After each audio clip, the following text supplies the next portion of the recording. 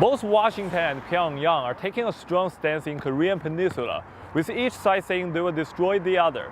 Until now, nobody knows the certain opening dates of Whole Foods 365 in College Mall, but there's no doubt that any new coming grocery stores in Bloomington will face a strong competitive market with Target, Blooming Foods, and Kroger. But that expensive reputation is already changing, since Amazon bought Whole Foods in a deal worth nearly $14 billion. On the first day of the sale, some of the Whole Foods prices went down more than 40%. The Brown County prosecutor is backpedaling a bit after saying there may be a connection between the man convicted of killing one IU student and disappearance of another, Lawrence Bearer. Prosecutor Adams declined a request for an interview until the Daniel Matthews case is closed. A former IU student is starting a petition drive to remove a mural inside of an IU lecture hall. Still ahead, we will tell you why IU football is under pressure if it wants to get to a bowl game. A legendary football coach from Purdue passed away at age 74 last Saturday. Taking notes on a laptop has always been a controversial topic in college. Are they a convenience or a distraction? IU students and professors have different opinions on it. More and more college students are using laptops to take notes in class. But a recent study revealed students who take notes on papers retain more knowledge than those who typed. IU lecturer Marty Perrott agreed with it.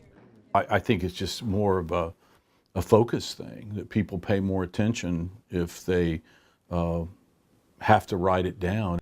The study also showed that students who take notes on laptop only spend 60% of class time taking notes.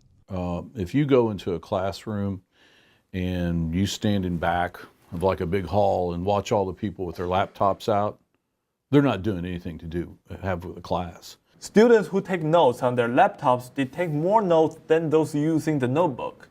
But the recent study shows the laptop students did not use their brain to process what was being taught. In other words, they are just transcribing, not processing. But some IU students disagree with keeping the laptop away from the class. I feel like it should be a choice. I feel like they shouldn't go one way or another, and I found that most of my professors do. Just one I have right now doesn't, and I disagree with it.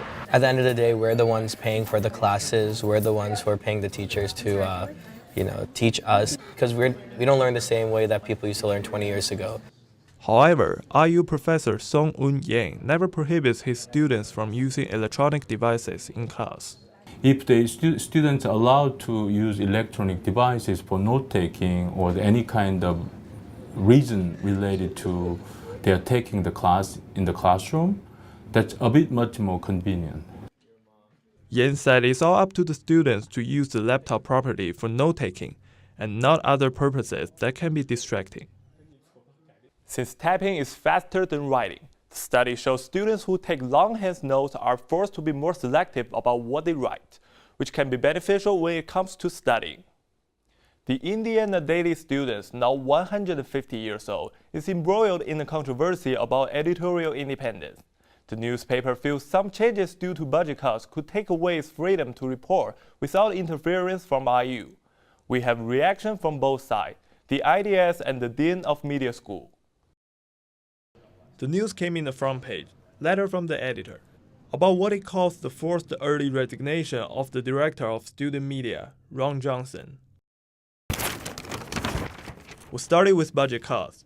Editor-in-chief Jamie Zaga fears will end in the loss of editorial control. We feel at the IDS it kind of was the dean stepping in a little too much.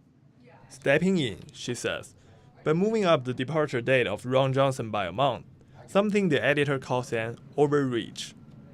That will affect our day-to-day operations just a little bit, and that sort of opens the door to further issues down the line. But the Dean of Media School says he has no intention of walking through that door of editorial independence, which has been the mission of ADS for 150 years. Well, I don't buy that there's a door opened. I mean that the door, I just wouldn't even use that metaphor. Shanahan says the media school has no intention of interfering with the editorial content of the ADS. There has never been an avenue by which we've sought to control what they publish. it should be obvious from what they've published that we don't control them. By design, the ADS gets its funding from the ad revenues, a charter that limits potential university control of its content.